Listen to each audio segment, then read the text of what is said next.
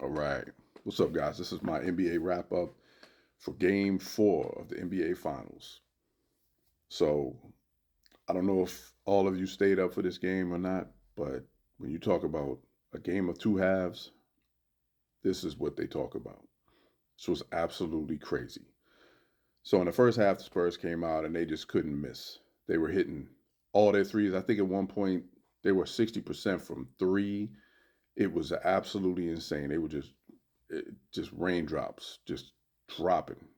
Every single shot was going in. It seemed like. So, and they went up to I think a 29-point lead, and if memory serves me correctly, I think they were up 24 at half, something like that, right? So, what looked like an insurmountable lead. I was talking to my boy, and I said, "Listen, man, the Knicks are the only team on earth right now that could possibly come back from this." And I kind of said that in jest. I didn't really believe it, but I knew that if something crazy could happen, the Knicks could make it happen because I truly believe that they're on some type of magical run right now. So, you know, I partially believed it, but didn't really believe it. Anyway, get to the second half. You know, the Knicks are going to make a run in the third, and they did. And I think at the end of the third, San Antonio was still holding on to a 15-point lead. So they had shaved 14 points off of it, off of the 29-point deficit they had earlier. Um, so it was still believable, if you will, that they could come back and close the deal. First few minutes of the fourth didn't look like anything was going to happen. And I got to be honest, I turned the game off for a little while because I said, all right, this is in the bag. Let me go ahead and get some rest. Go upstairs, preparing to go to bed, brush my teeth, things like that. Check my phone, and the game is eerily close. So I turn it back on, and I see the Spurs are up one. They get a steal, and De'Aaron Fox, for some reason, tries to go for a layup, and Anunoby blocks it. I've been playing basketball, coaching basketball, around basketball for, gosh, I hate to date myself, but for 40 plus years. Probably close to 45 years that I've been around the game. Um, that was one of the lowest basketball IQ plays that I've ever witnessed in a NBA Finals game. Everybody knows that if you have a lead and you get a steal, you try to dribble out the clock. They're going to foul you, make the free throws, whatever. But you take time off the clock. You don't go for a layup because even if you make the layup, they can still come down and hit a three and tie the game. So in that particular point, that was a really bad play. Look it up yourself. It was in the final 15 seconds of the game. Um, Very unfortunate play by a veteran player. And I'm sure if he had it over to do over again, he would do it differently. But it didn't come down to that. They had a 29-point lead. But it's just tough to see something like that from a player that you know a player that's well respected, well regarded in the league. Guess you got to call it a brain fart. Um, so then the Knicks get the ball. They come down. Um, Jalen Brunson took kind of a very suspect 40-foot three-pointer.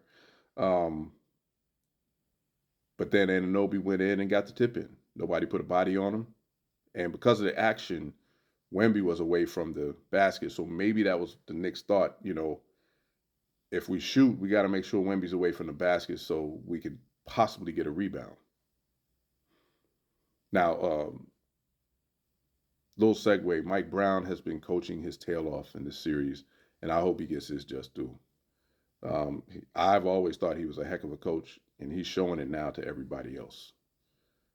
He's definitely out coaching the Spurs big time in this series, and you know the Knicks are playing some ball. I mean, what the amount of fight that it takes to climb out of a hole like that is it's indescribable, really.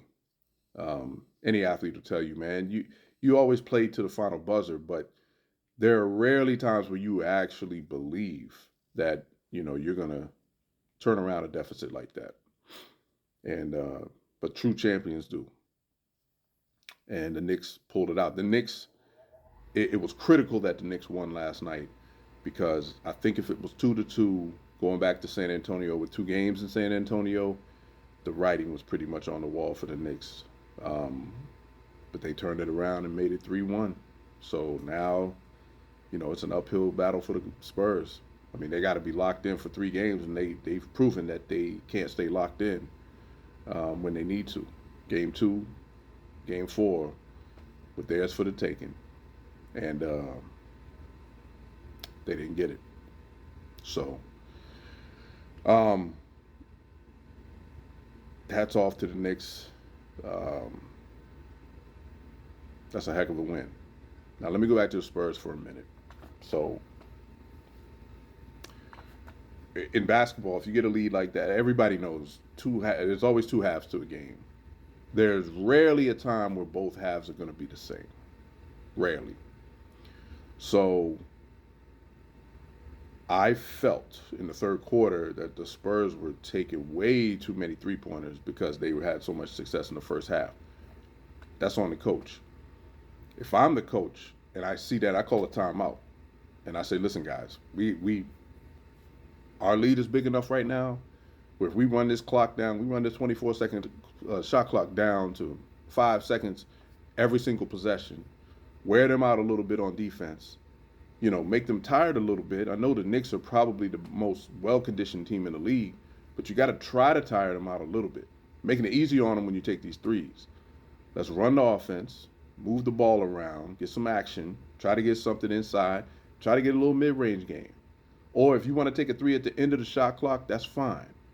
But coming down, launching all these threes when we're already up by a very good amount is not good basketball at all. So I thought they made a mistake by doing that. That gave the Knicks a chance to get back into the game. Because the Knicks, they were going to get hot. So if you give them hope and you give them quick, short possessions on defense, then they're not expending much energy.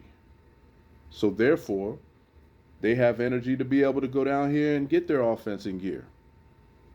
So you pretty much played into their hands. You gave them exactly the formula they needed in order for a tremendous comeback to be possible. That's what you did. And shame on you guys.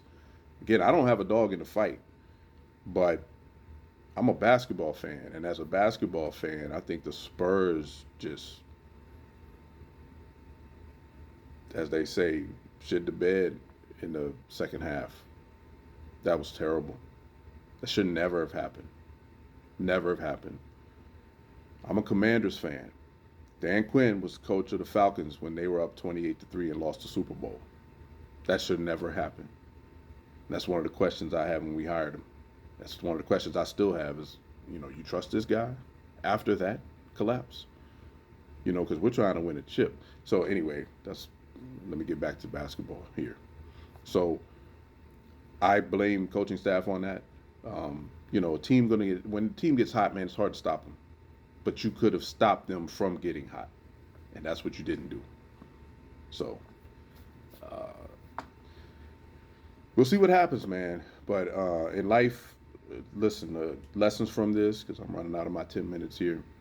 Basketball IQ, got to work on that. Awareness, situational awareness. They didn't show it.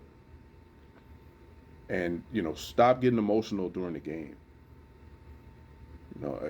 Focus on winning the game, focusing on closing out the game. That's it. All the other antics and things you don't need to worry about. Because the Knicks are coming. The Knicks are hard nosed, bruh. And they are coming till the end of the game.